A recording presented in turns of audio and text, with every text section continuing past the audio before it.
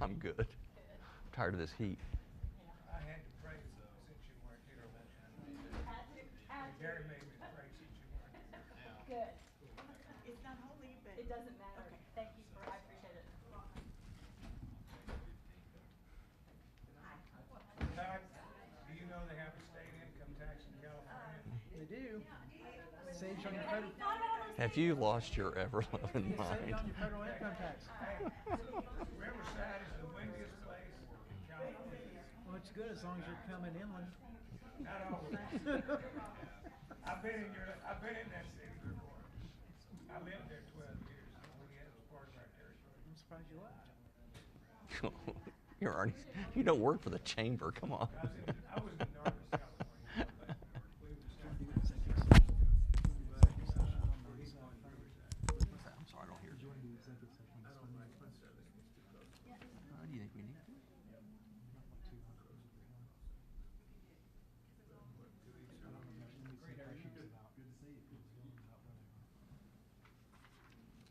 Because he's not going to be here. So it's up to you. Thanks. You think you need to. Well, I'm always open to advice. Is there anything that we're going to?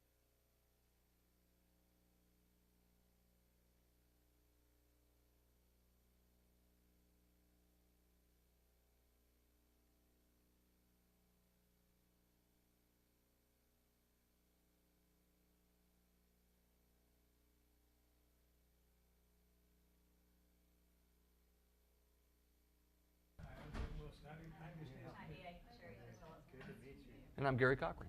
Good to meet you. Nice to meet you.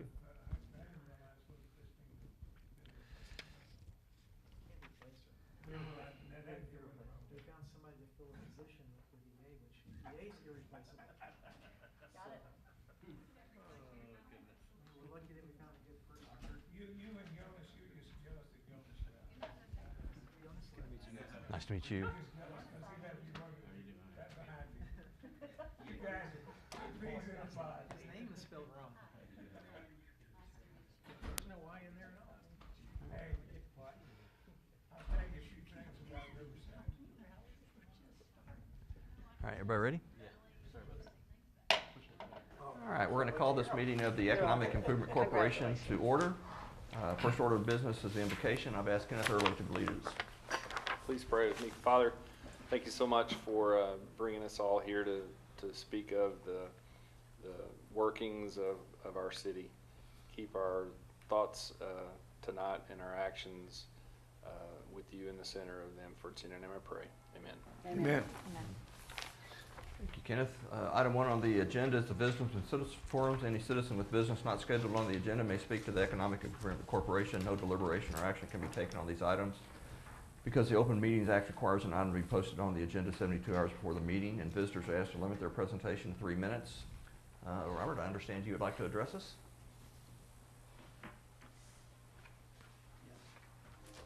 Robert Naiman, 1800 Glen Road. I'll make it brief. I'm going to speak on 3 topics today. The 4B sales tax, we collected about $3.2 million in 2016. And assuming about 25%, I'm just off the top of my head, is spent by out-of-towners, it works out to about $100 a person in 4B tax that, on average, that a citizen of Kerrville pays every year. So for a family of 4, it's about $400. And that doesn't seem like a lot of money, I understand, to a lot of people. But there are a lot of people, other people who are senior citizens and others, working at Walmart and different places that $100 a year is real money.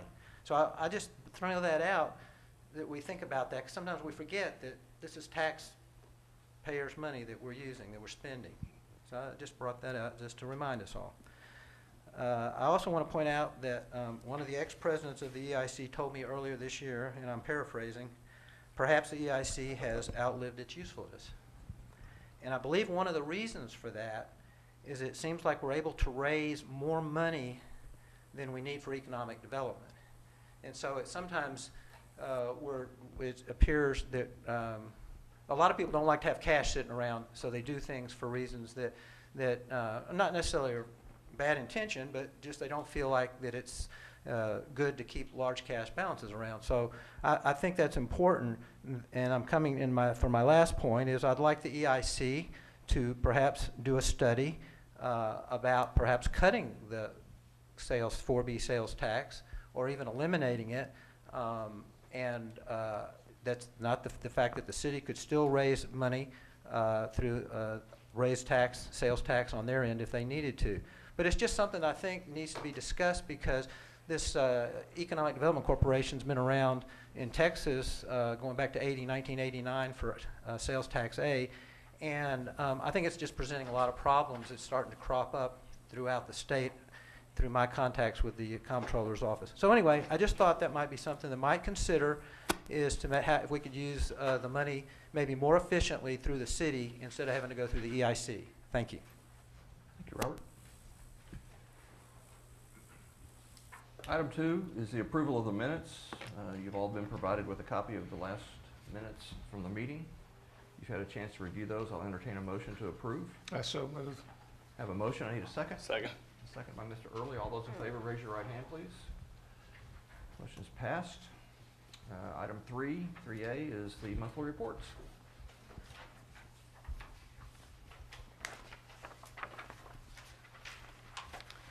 Good afternoon. This is your report ending August the 31st for your operating fund. Your opening cash was $4,413,455.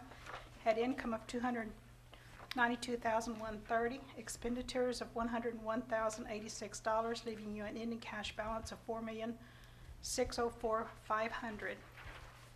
On the following page is the detail of your budget, showing your annual budget, your current month period expenditures and revenues, and your ending budget balances. The following page is the chart showing your monthly income from sales tax. You're at 2.3% over the same time period last year, and you're right on target for your budget. The following page is your capital projects fund. Your opening cash was $1,115,616. You had no activity during the month, leaving your ending balance of $1,115,616. The following page is your project budget. Again, you had no activity, so that remains the same. Down at the bottom shows the balance on the river trail at August the 31st, which includes part of the Lowry Street project. And the last page is your cash and investments page, showing where your cash investment sits and your interest that's earned for the month of August. Any questions? Nope. Thank you. All right. 3B, projects update.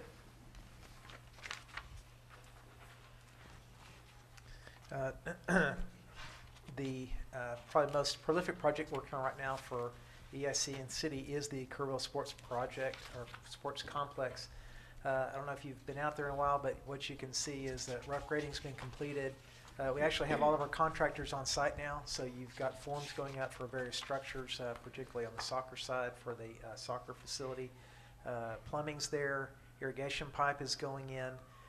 The topsoils for the playing surfaces are being brought in and spread, and so project's moving forward. So we're still on schedule to complete within that July-August timeframe for next year. So we do have one tournament that's looking to come. It's a youth amateur baseball association.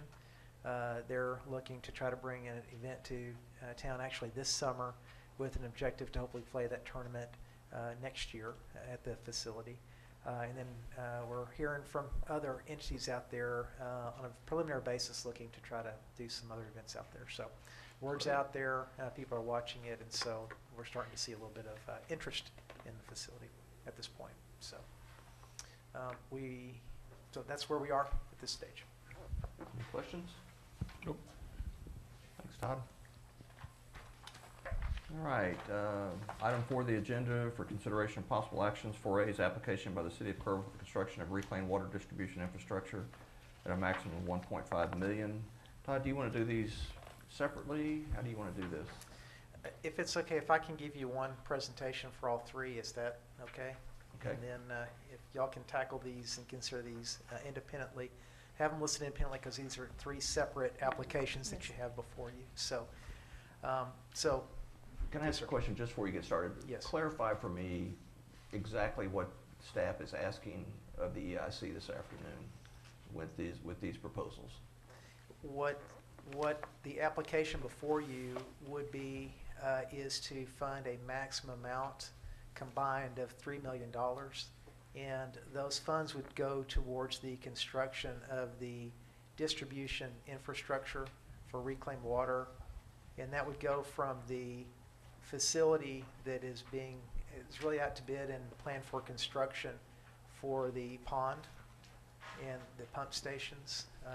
And so this piece that would actually go towards covering the cost of construction for the mains from the reclamation water storage facility, capture facility, to these 3 specific projects. So, and again, I need to, because it's been a while since we've done one of these, and I want to make sure I understand it. The proposal, if, as we discuss this today and move forward one way or the other with it, you're asking us to go ahead and commit these funds to the budgetary process. What we're looking for is, here's an application that you have. And Okay. should you see this as a valid application, Yes.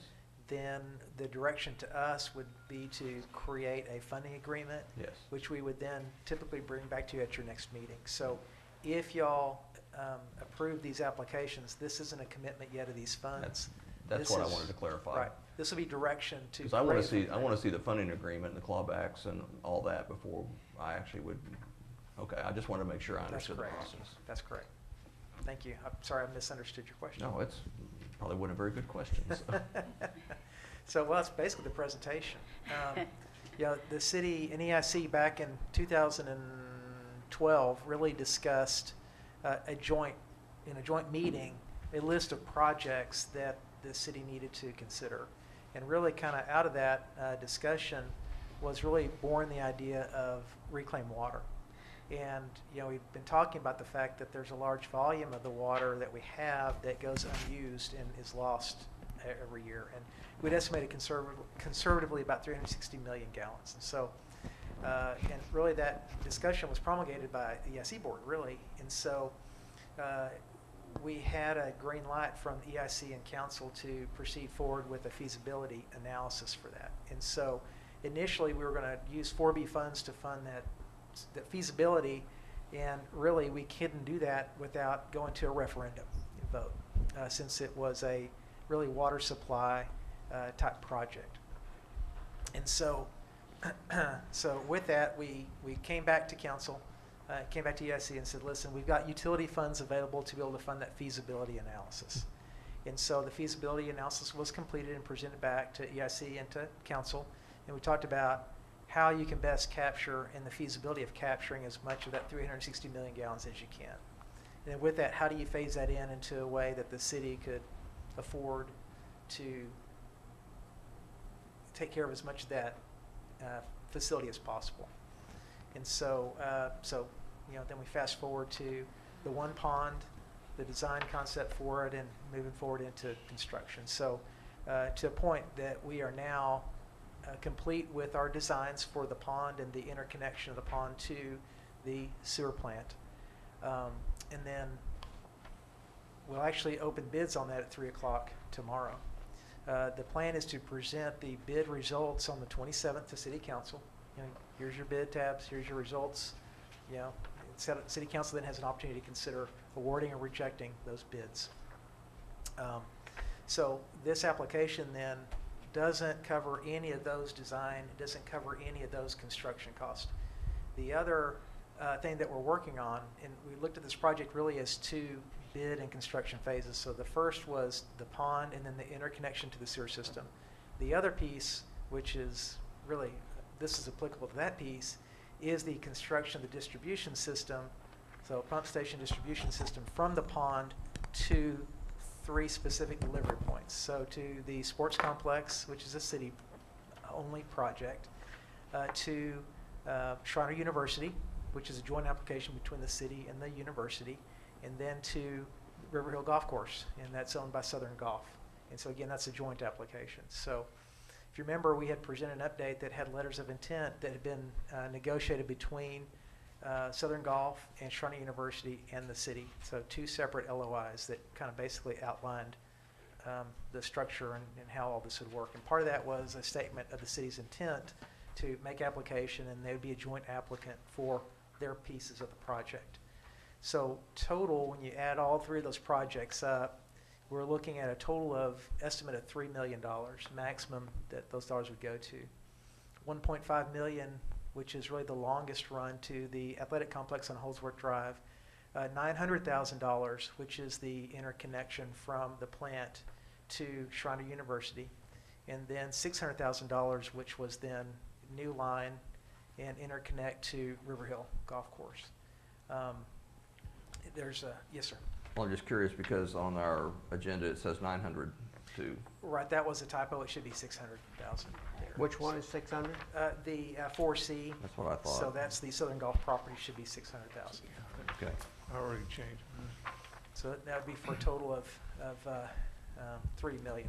Now, your FY17 budget had $1.5 million allocated as a potential funding for this year, and your 5-year fiscal forecast budget had another 1.5 targeted potentially for next year for the fiscal year 18 budget.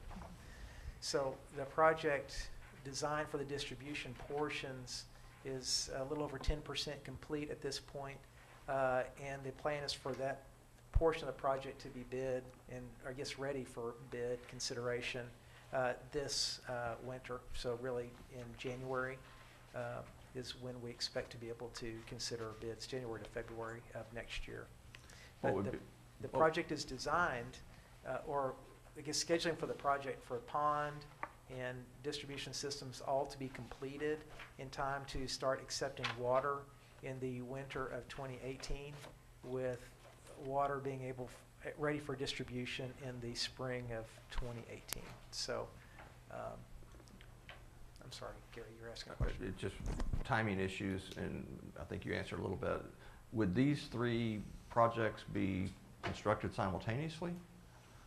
Yes, right. These 3 distribution systems or lines or mains would all be constructed under a single contract. So we would contemplate awarding a contract to construct these 3 lines. So they wouldn't be bid as So separate. one individual contractor projects. building all 3 lines? Correct. That's correct. You Todd, gave- how was how was the pond site determined? How was that chosen? Well, it's property that is right downstream from the wastewater treatment plant. It's property that the city owns today. It's currently housing the landfill. It's just, like I said, just right downstream literally downstream from the sewer plant. So water feeds directly down there today, and it's an opportunity to be able to capture it right there, in a more economical way.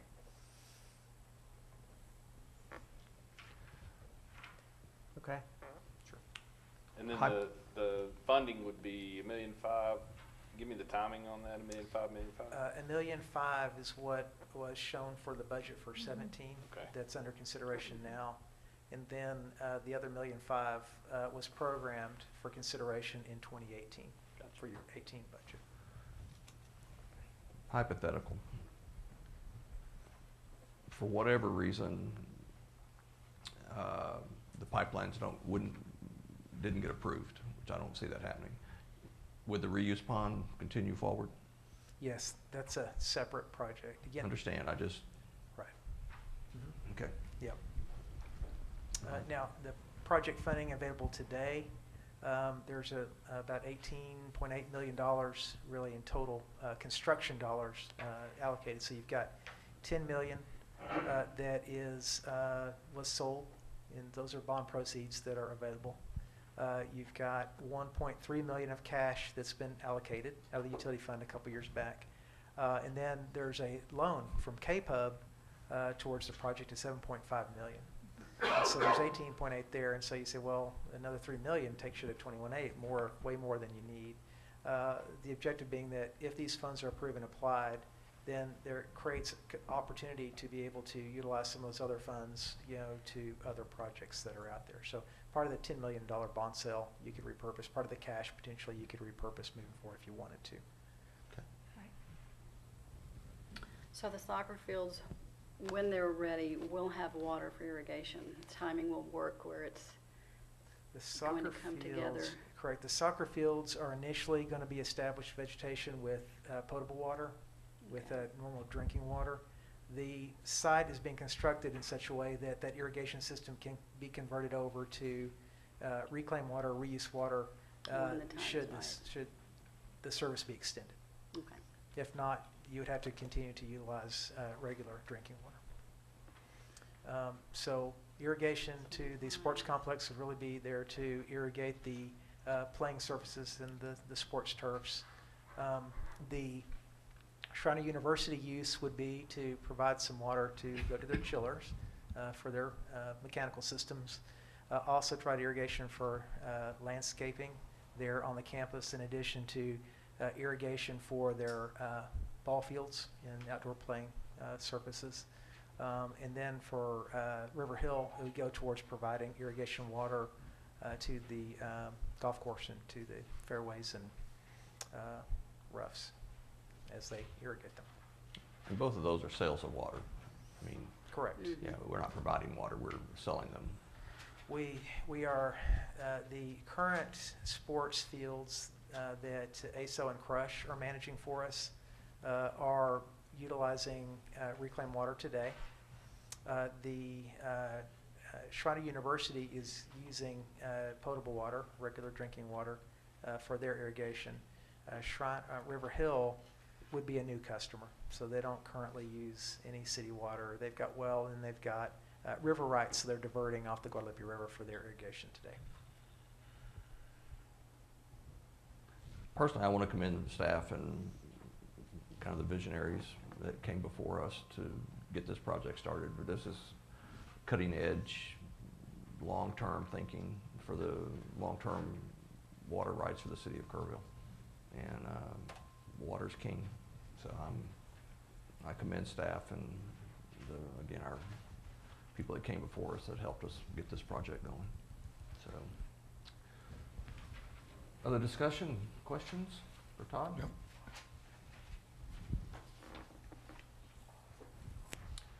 All right, then we have an application by the city of Kerrville for the construction of reclaimed water distribution infrastructure at a maximum of $1.5 million.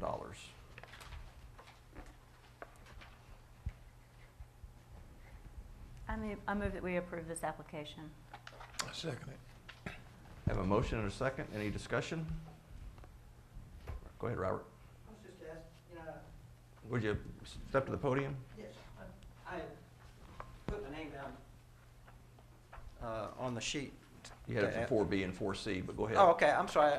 That's all right, go ahead. Go ahead and do this one. I thought we were doing it all together. No, we'll do them individually. I'm with Okay, I have a motion and a second. Any discussion? All those in favor, raise your right hand. It's unanimous. Item 4B, application by the City of Kerrville and Shriner University for construction of reclaimed water distribution infrastructure at a maximum of $900,000. I would move that we approve this. I have a motion. Do I have a second? Second. I have a second by Mr. Early. Any discussion? Robert, did you want to address us? Yeah, please, thanks. I know Todd's explained this several times.